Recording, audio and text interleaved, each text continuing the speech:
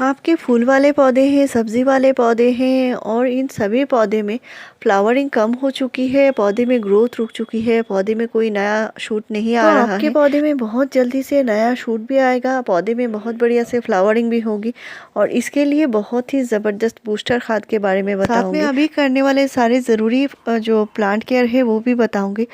तो इनको अगर आप फॉलो कर लेते हैं तो प्लांट में बहुत बढ़िया से बढ़िया आप ग्रोथ और फ्लावरिंग ले पाएंगे, पौधा हेल्दी बनेगा।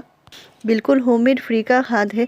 इसमें इतने सारे न्यूट्रिशन होते हैं जो हम अक्सर फेंक दिया करते हैं, हमें पता ही नहीं इसमें इतने सारे न्यूट्रिशन होते हैं। और ये जो न्यूट्रिशन है ये आप खुद के लिए भी इस्तेमाल कर सकते हैं और पौधों के लिए भी इस्तेमाल कर सकते हैं। तो अलग अलग तरीका होता है और इस खाद को इस्तेमाल करने का कई सारे तरीका है और जिससे आप अपने प्लांट में कभी भी दे सकते हैं और हर एक प्लांट में अच्छे से अच्छे ग्रोथ ले सकते हैं, अच्छी फ्लावरिंग ले सकते हैं। ये जो फर्टिलाइज़र मैं बताऊंगी इसमें मैग्नीशियम है, कैल्शियम है, पोटेशियम है, मैंगनीज़ है और कई सारे न्यूट्रिशन है, साथ में आयरन भी है।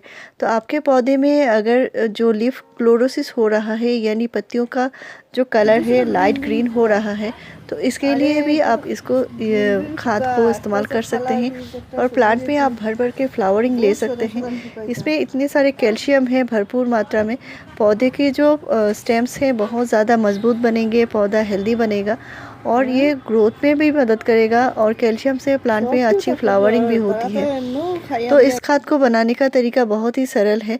आप देख सकते हैं ये है सनफ्लावर और ये जो सूरजमुखी का जो फूल है मैंने इस प्लांट को कटिंग से लगाया हुआ है। तो इस प्लांट को कटिंग से आप लगा सकते हैं। ये एक परमानेंट प्लांट होता है, ये बीज से नहीं उगता, ये कहीं भी अगर आपको मिल जाए। ये देसी जो सूरजमुखी का प्लांट होता है ये वो प्लांट है और कटिंग से बहुत आसानी से लग जाती है। तो बीज से लगाया हुआ जो प्लांट होता है वो सीजनल होता है लेकिन ये परमानेंट प्लांट है। नेक्स्ट है आपके पौधे में इस तरह ग्रोथ चाहिए, पौधे में अच्छी फ्लावरिंग चाहिए तो प्लांट को अभी पूरे दिन के धूप में रखिए और साथ में आपको न्यूट्रिशन भी देनी होगी। तो मोगरा के प्लांट में जो केयर करनी है वो मैंने सारा डिटेल्स वीडियो में बताया हुआ है। मोगरा प्लांट अभी आपको रेडी करना पड़ेगा अच्छे से अच्छे फ्लावरिंग के लिए और फरवरी से ही इस प्लांट में नए नए ग्रोथ आना शुरू होंगे, अच्छे से अच्छे फ्लावरिंग शुरू होंगे।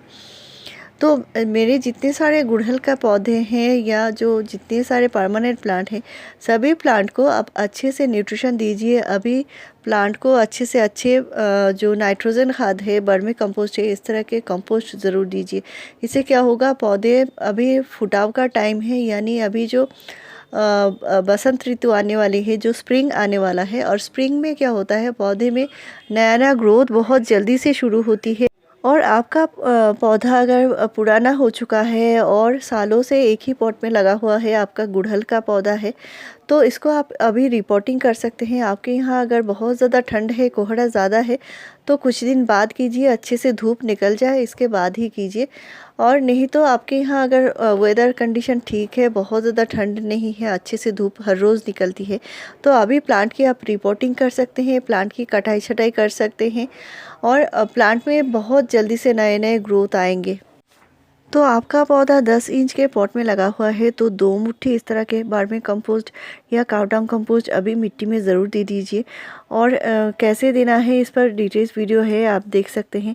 मैं हर वो एक जो होता है सॉलिड खाद के ऊपर एक वीडियो ज़रूर शेयर करती हूँ, क्योंकि क्या होता है अलग अलग तरह के खाद हमारे पौधे को ज़रूरी होते हैं देना और इस पर मैंने कई सारे वीडियोस शेयर किए हैं। लास्ट वीक भी बहुत सारे ऐसे वीडियोस शेयर किए हैं जो प्लांट में देना अभी बेहद ज़रूरी होता है। पौधा बहुत जल्दी से अच्छे ग्रोथ लेंगे, अच्छे से अच्छे फ्लावरिंग लेंगे और इस तरह के कई सारे बूस्टर खाद मैं अपने प्लांट में यूज़ करती हूँ। यहाँ पे जो होता है प्लांट को लिक्विड खाद बहुत जल्दी से असर दिखाती है, क्योंकि लिक्विड खाद जो होती है पौधे की बिल्कुल एकदम रूट एकदम नीचे के रूट तक ये पहुँच जाती है, ये लिक्विड तरीके से होते हैं और इसके लिए मैं लिक्विड खाद ज़्यादा इस्तेमाल करती हूँ।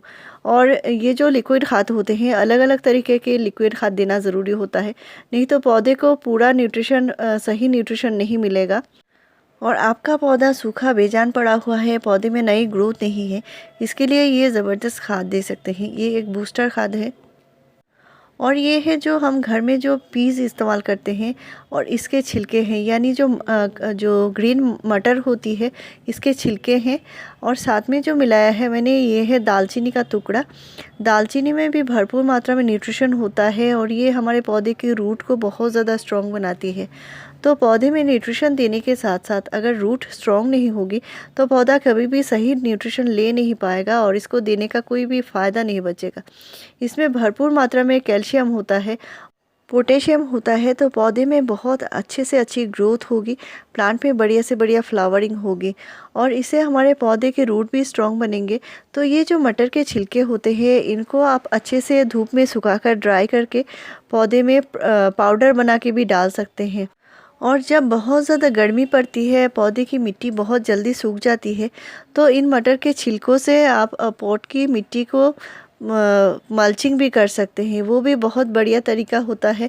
और मल्चिंग करने से क्या होता है, पौधे की मिट्टी में इतना ज़्यादा हीट नहीं जाता और जब भी आप पानी डालते हैं वो धीरे धीरे मिट्टी के साथ इसकी न्यूट्रिशन मिलती रहती है। तो यहाँ पे मैंने 2 दालचीनी के टुकड़े मिलाए हैं और इनको भिगाकर 3 दिन के लिए रखा है और साथ में मैंने हाफ़ टी स्पून हल्दी का पाउडर मिलाया है।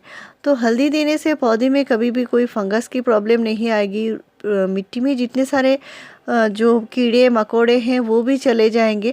और इनको देने का जो टाइम है आप दिन के टाइम दीजिए, अभी विंटर टाइम है, और गर्मी में भी आप सुबह सुबह दे दीजिए। तो ये जो पानी है, इस छिलके का पानी का आप इस्तेमाल अलग से भी कर सकते हैं और साथ में और भी सारे न्यूट्रिशन मिलाकर भी कर सकते हैं।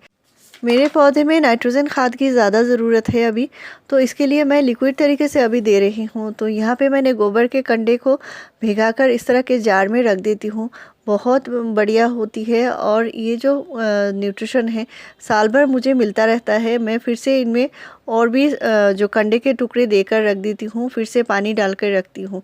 तो यहाँ पे मैंने 100 ml निकाल लिया है और इसको अच्छे से डाइल्यूट करना पड़ेगा। ये जो खाद है आप अपने हर एक पौधे में दीजिए। और इस पीस के फर्टिलाइज़र मैंने हाफ़ लीटर बनाए हैं, साथ में मैंने गोबर के कंडे का खाद भी मिलाया है। तो यहाँ पे हाफ़ लीटर से थोड़ा ज़्यादा फर्टिलाइज़र है और इसको कम से कम 3 से 4 लीटर नॉर्मल पानी मिलाकर ही पौधे में देना है।